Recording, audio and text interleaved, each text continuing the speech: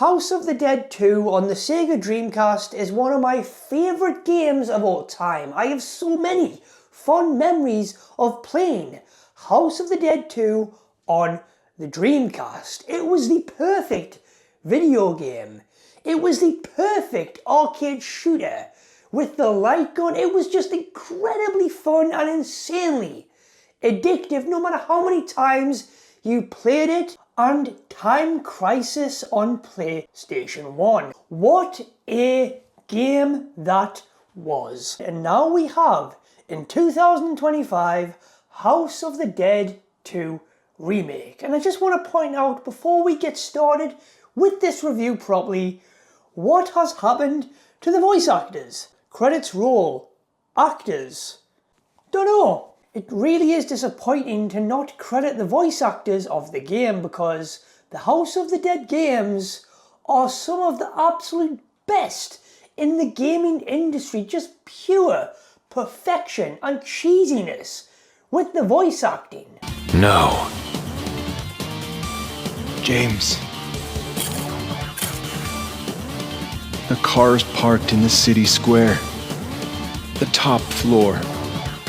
Building at point A0063. He's there. Go, James. Thanks, Harry. The voice actors deserve an Oscar. Also, there's this guy. I don't care if you people try to get in my way or not. In time you'll find out who's right. His voice has completely changed from the original House of the Dead 2. I don't care if you people try to get in my way or not. In time, you'll find out who's right. Playing this on Switch 2 with a light gun. Well, not a light gun, it's gyro controls to mimic the light gun feel, but instead of the light gun, it feels more like the Wii motion controls in comparison. But it still remains and feels incredible. Don't let anyone sway you away from the remake who say it's bad, it isn't good, the gyro controls don't work. They do work, they just take some tinkering, but once you get that down, oh, it's beautiful. It's just as fun as it was for me back in the day, all over again on Switch 2 with the remake. But instead of a light gun, it feels more like the Wii U motion controls. Loads of different enemy types and bosses to defeat. It's just one hell of a good time. It is a roller coaster of a ride throughout, by yourself or with a friend in co-op. It's a fairly short game with 6 chapters in total, with different paths to take, items to find and collect by shooting them, people to save along the way that always seem to be near enough impossible to save no matter how many times you try and shoot the approaching zombie or zombies. Now, these days we can't use a light gun with our modern TVs, so I knew going into this it wouldn't be the same experience as it was from back in the day with a light gun. It does require a bit of tweaking to get the gyro controls right. First thing to do is go into settings, turn on use a single Joy-Con controller, set your gyroscope sensitivity on X and Y to 0.7, set your dead zone to 0.1, and then you're good to go. It is pretty perfect from there. From time to time I did have to recenter my gyro cursor, but that was only once or twice through the entire playthrough, so it wasn't too bad.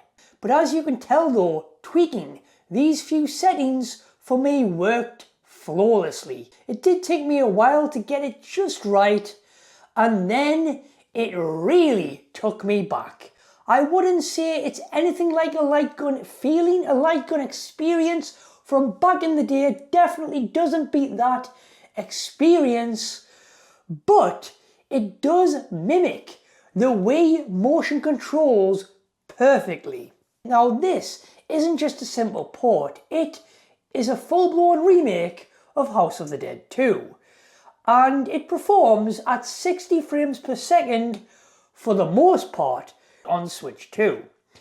The characters look dead inside and completely soulless in comparison to the original. The remake is also very dull. The original was colourful and bright, which I get, I do.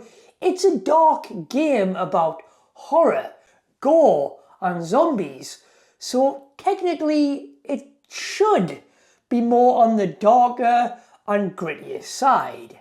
But I don't know, the original had some flair and charm there with its colours and style to it all. The blood effects and limb damage as well, when you shoot zombies, aren't as noticeable on the remake. So it's harder to see where you've actually hit them. There's still limb damage, yes. Still blood splatter, yes. And the heads still roll and explode when you shoot them. But it's just not as noticeable as the original. Reloading is a problem in this game. I mean, I say it's a problem, but it just takes a little bit to get used to. The more and more you do it, the faster you get, and it becomes muscle memory. The reload is the A button, which is awkward to get to when aiming and shooting. Then you suddenly have to reload halfway through shooting with a bunch of zombies about to chow down on your face.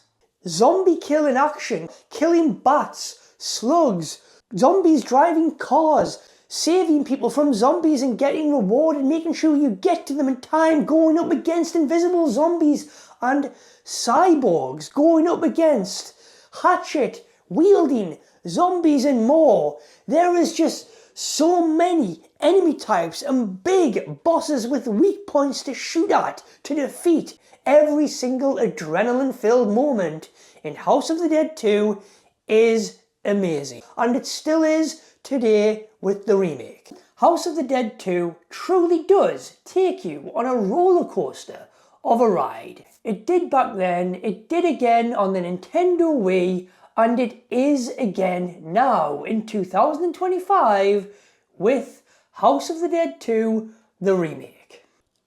I'm now going to play House of the Dead 2 on the Sega Dreamcast with the light gun because it's still thinking all these years later.